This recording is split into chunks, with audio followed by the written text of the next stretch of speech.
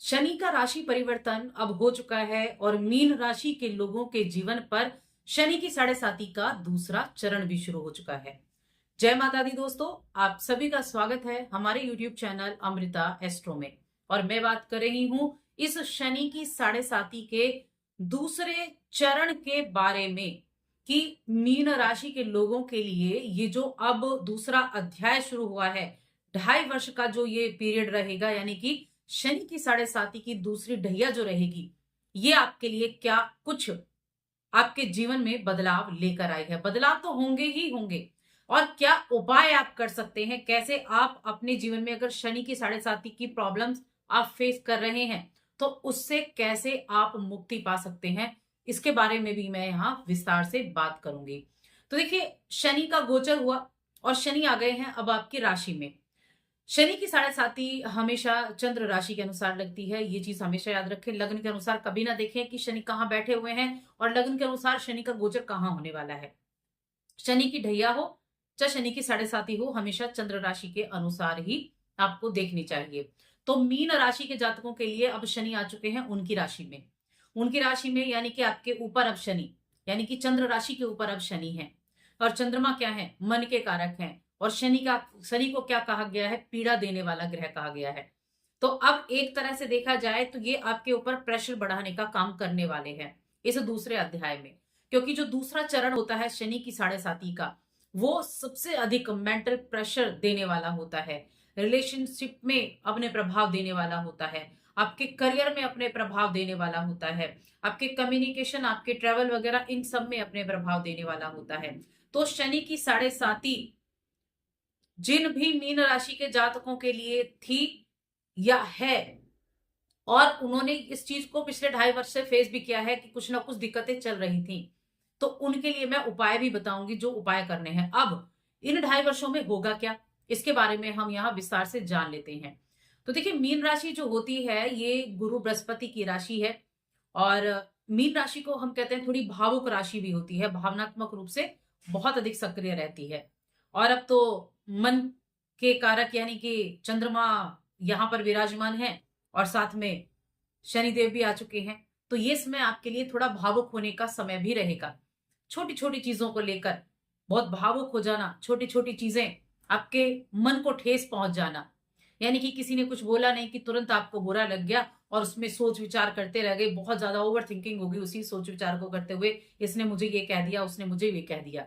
तो इस तरह की टेंशन अब आपको दिखनी शुरू हो जाएगी। जिन लोगों के लिए शनि की साढ़े साती अच्छी नहीं थी उनकी मैं बात कर रही हूं, लेकिन जिन लोगों के लिए शनि की साढ़े साती अच्छी थी, शनि की अच्छी पोजीशन थी जन्म पत्रिका में, उनके लिए अच्छा समय है। थोड़ा बहुत प्रेशराइज तो उनको भी यहाँ करने वाला है शनिदेव, क्योंकि जब देखिए मन के ऊपर आया है तो थोड़ा बहुत तो प्रेशर आपको भी देखने को मिलेगा ही मिलेगा। लेकिन कुछ लोगों को बहुत ज्यादा प्रेशराइज ये शनि की साढ़े साती का सेकंड फेज कर सकता है। मैं एक बात जरूर यह कहूंगी कि डरने की बिल्कुल भी जरूरत नहीं है, कि आप डरे नहीं शनि की साढ़े साती से। ये मैं आपको रिजल्ट बता रही हूँ, इसके साथ में आपको ये भी बताऊंगी कि आपको डरने की क्यों आवश्यकता नहीं है। देखिए, शनि देव को कर्म का दाता, कर्म फलदाता कहा गया है, यानी कि जो कर्म किए हैं उसके अनुसार रिजल्ट मिलेंगे। जहां पर शनि बैठे हैं वो भी हमारे कर्म के अनुसार हमारी जन्म पत्रिका में किसी भी ग्रह की पोजीशन होती है। अब शनि देव का तो गोचर है, शनि साढ़े साती में आए हैं तो आपको कुछ सिखाने के लिए, कुछ नया बताने के लिए, हार्ड वर्क कराने के लिए ये शनिदेव का गोचर होता है, शनिदेव की साढ़े साती आती है। और शनिदेव की साढ़े साती जीवन में 3 बार हमें देखने को मिलती है। शनि की साढ़े साती का प्रभाव कब होता है? अब देखिए, बहुत बच्चे भी होंगे जिनकी शनि की साढ़े साती स्टार्ट हुई है, तो सबसे पहली चीज तो उनको डरने की आवश्यकता नहीं है, क्योंकि शनि की साढ़े साती का जो प्रभाव है वो 21 साल के ऊपर के लोगों को देखने को मिलता है। जब आप अपने कर्म करना शुरू कर देते हैं, उससे पहले तो आपके कर्म संचित नहीं होते, तो उन लोगों को डरने की आवश्यकता नहीं है जिनकी शनि की साढ़े साती शुरू हुई और वो बच्चे हैं या फिर वो 21 साल से कम के उम्र के हैं। उसके बाद के लोगों के लिए ये समय है जब आप अपने करियर की शुरुआत करते हैं, अपने कर्म की शुरुआत करते हैं। तो 20-25 के बाद की बात मैं कर रही हूं, जिनके लिए शनि की साढ़े साती स्टार्ट होगी। अब ये 12वें घर में आई है तो मैंने कहा मेंटल टेंशन देगी, थोड़ा सा रिलेशनशिप को लेकर भी प्रॉब्लम दे सकती है, क्योंकि शनिदेव यहां बैठेंगे तो सप्तम पर दृष्टि डालेंगे, और सप्तम भाव क्या है? रिलेशनशिप का है, आपके वैवाहिक जीवन का है। थोड़ा सा उस चीज में भी आपको बाधा देखने को मिल सकती है, कुछ तर्क वितर्क हो सकते हैं, अपने पार्टनर को लेकर बहुत अधिक चिंतित रह सकते हैं, उनकी बातों पर विश्वास ना करना, इस तरह की चीजें यहां देखने को मिल सकती हैं। आलस भी आपके अंदर बढ़ सकता है, मन करे आज नहीं करना कल करना है, ये आलस भी बढ़ सकता है। सबसे पहली चीज तो आलस को त्यागना है, अपना एक रूटीन फॉलो करना है। देखिए शनिदेव अनुशासन के कारक भी हैं। जो व्यक्ति अनुशासन में रहता है, एक रूटीन को फॉलो करता है, सुबह उठना है, थोड़ी एक्सरसाइज करनी है, उसके बाद आपको काम शुरू करने हैं, पूजा करनी है, यानी आपने एक रूटीन फॉलो किया, तो शनिदेव उससे प्रसन्न रहते हैं, क्योंकि अनुशासन में रहना शनि ही सिखाते हैं। अनुशासन में नहीं रहे तो फिर दिक्कतें हो जाती हैं। अब यहाँ शनिदेव जो आपके बिजनेस है उस पर भी प्रभाव डालेंगे, क्योंकि सप्तम भाव तो बिजनेस का भी है, पार्टनरशिप के बिजनेस का भी है, तो उन पर भी प्रभाव देखने को मिलेगा। बिजनेस में बड़े हार्डवर्क चल रहे हैं, लेजीनेस हो सकती है, काम पीछे रह सकता है, बड़ी धीमी गति हो सकती है, बड़े एफर्ट कर रहे हैं, वहां अच्छा रिजल्ट ना मिले, इस तरह की चीजें यहाँ देखने को मिल सकती हैं आपको। अब शनिदेव की दृष्टियां, सप्तम की हमने बात कर ली, एक है तीसरी दृष्टि। राशि में बैठे हैं तो तीसरी दृष्टि आपके तीसरे घर पर जाएगी। तीसरे घर पर यानी कि मकर वृषभ राशि वहां पर आती है। तीसरे घर पर दृष्टि गई। तीसरा भाव क्या है? आपकी यात्राओं का है। तीसरा भाव क्या है? कम्युनिकेशन का है, कमीशन का है, इन चीजों का तीसरा भाव होता है। तो आपको क्या करना है? एक तो यात्राएं आपकी बढ़ जाएंगी, आपको ट्रेवल करने पड़ेंगे, बिना वजह के भी ट्रेवल हो सकते हैं कि मन नहीं कर रहा है लेकिन फिर भी जाना पड़ रहा है, इस तरह के होगा। कम्युनिकेशन पर खासतौर से आपको ध्यान देना है। थर्ड हाउस कम्युनिकेशन का है, कमीशन का भी है। जो लोग कमीशन से जुड़ा हुआ काम करते हैं वो थोड़ा सा ध्यान रखें। पेपर वर्क में काम करते समय थोड़ा सा ध्यान रखने की आवश्यकता जरूर होगी। अब इनकी जो 10वीं दृष्टि है वो कहाँ जा रही है? तो देखिए 10वीं दृष्टि 10वें भाव पर जाएगी। 10वां भाव क्या है? आपके मान सम्मान का है, आपके करियर का भी है। तो मान सम्मान पद प्रतिष्ठा इसका 10वां भाव कहा गया है। तो यहां क्या होगा? थोड़ा सा काम में भी प्रेशर आपको देखने को मिलने वाला है 10वीं दृष्टि से। ऐसा नहीं है कि शनिदेव यहाँ है तो आपको रिजल्ट नहीं देंगे, रिजल्ट देंगे। कोई भी ग्रह जिस प्रॉमिस के साथ जिस घर में बैठता है वो उसके रिजल्ट भी देता है। शनिदेव 2.5 वर्ष तक एक राशि में रहते हैं, तो उनको रिजल्ट देने में 2.5 वर्ष का समय लगता है। वो आपको सताएंगे भी, वो आपसे हार्ड वर्क कराएंगे भी, वो आपको अनुशासन में रहना सिखाएंगे भी, लेकिन रिजल्ट भी देंगे। ऐसा नहीं कि रिजल्ट नहीं देंगे, उसके बाद उसका रिजल्ट भी देंगे। तो थोड़ा काम का प्रेशर रह सकता है, काम में कुछ चेंजेस भी हो सकते हैं, बदलाव हो सकते हैं। और बदलाव का ये समय मैं बिल्कुल कह सकती हूँ कि बदलाव का समय भी रहेगा, क्योंकि शनिदेव का गोचर 30 वर्ष के बाद 12वीं राशि यानी कि ये मीन राशि में प्रवेश हुआ है। 30 वर्ष के बाद, 30 वर्ष पहले ये आए थे, क्योंकि अपना पूरा एक जो राशियां हैं उनमें चक्कर लगाने में इनको इतना समय लगता है। तो 30 वर्ष के बाद ये यहाँ आए हैं। धर्म कर्म में आपकी रुचि बढ़ सकती है। मीन राशि को काल पुरुष की कुंडली में देखा जाए तो क्या है? मोक्षदायक, मोक्ष का कारक, मोक्ष की राशि कहा गया है। गुरु बृहस्पति की राशि है तो मोक्ष देने वाली भी है। तो ऐसा भी रहेगा कि बहुत से लोगों के लिए ऐसा रहेगा कि आप बहुत अधिक अध्यात्म में चले जाएं, मेडिटेशन करना शुरू कर दें, पूजा पाठ में आप लग जाएं, आप कोई आराधना ऐसी करनी शुरू कर दें, या फिर आप किसी तरह ऑकल्ट से भी जुड़ सकते हैं। ये संकेत भी आपके लिए इस समय अवधि में रहेगा। इस तरह की चीजें भी आपको देखने को मिलने वाली है। काम में बदलाव ये तो होगा ही होगा, आपके करियर में, आपके कर्म क्षेत्र में बदलाव तो आपको देखने को मिलेगा ही मिलेगा। रिलेशनशिप में थोड़ा सा ध्यान रखना है, हेल्थ का खास तौर से ध्यान रखना है।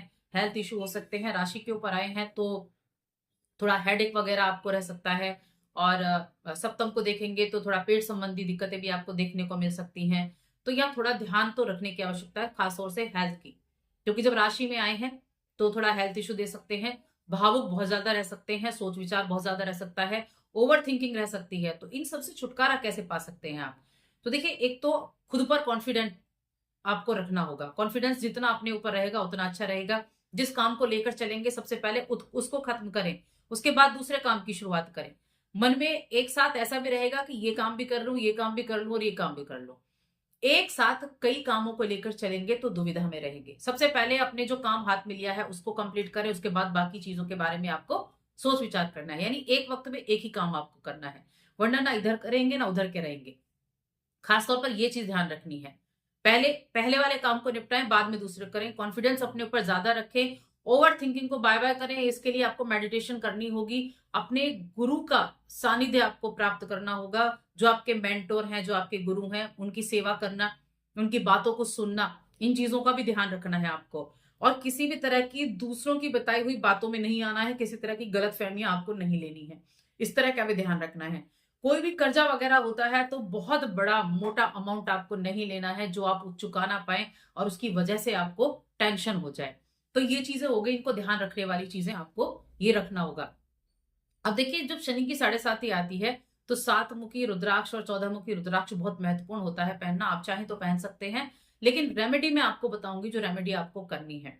बृहस्पति की ये राशि है और शनिदेव का जो एक उपाय है कड़वे तेल का, सरसों के तेल का, ये उपाय आप कर सकते हैं। एक तो छायादान करना प्रत्येक शनिवार के दिन। अगर आपके यहाँ छायादान करने के लिए आते हैं छायादान लेने वाले, तो उसको आप दे सकते हैं। और अगर ऐसा नहीं है तो आप फिर मंदिर में जाकर, शनि मंदिर हो आसपास तो वहां पर जाकर भी आप थोड़ा सा तेल लेकर उसे एक छोटी कटोरी में लें, उसमें अपना चेहरा देखें और वो आप मंदिर में जाकर देकर आ सकते हैं। इस कार्य को आप कर सकते हैं। बाकी आप अपने जो गुरु हैं उनके बीज मंत्र का जाप भी आप कर सकते हैं, जो बहुत ही ज्यादा उत्तम रहेगा आपके लिए। तीसरी चीज है हनुमान जी की आराधना। हनुमान जी की आराधना बहुत ही महत्वपूर्ण होती है और हनुमान जी की आराधना से जो शनि की 7.5 का प्रभाव है वो भी कम होता है। तो शनिवार के दिन या तो सुंदरकांड का पाठ या फिर बजरंग बाण का पाठ ये आप कर सकते हैं। ये ऐसे उपाय हैं जो शनि की 7.5 को थोड़ा प्रभाव उसका कम करते हैं, जिनके लिए नेगेटिव प्रभाव चल रहे हैं। अब देखिए, बीच बीच में कुछ ऐसी चीजें भी होंगी जैसे किसी तरह के दान का करना, काली दाल दान कर देना। कभी शनिवार को आपने काली दान दान कर दी, किसी गरीब को, जरूरतमंद को आपको दान करना है। या फिर किसी को आपने छाता दान कर दिया, कोई धूप में बहुत बुरी तरह बैठा हुआ है उसको छाता दान कर दी या चप्पल दान कर दी। तो इस तरह की चीजें समय समय पर, मैं नहीं कह रही हूँ कि हर शनिवार को आपको दान करना है, समय समय पर कभी कभी दान करना है। तो कुछ रेमेडी है, इनको नोट करके रखें।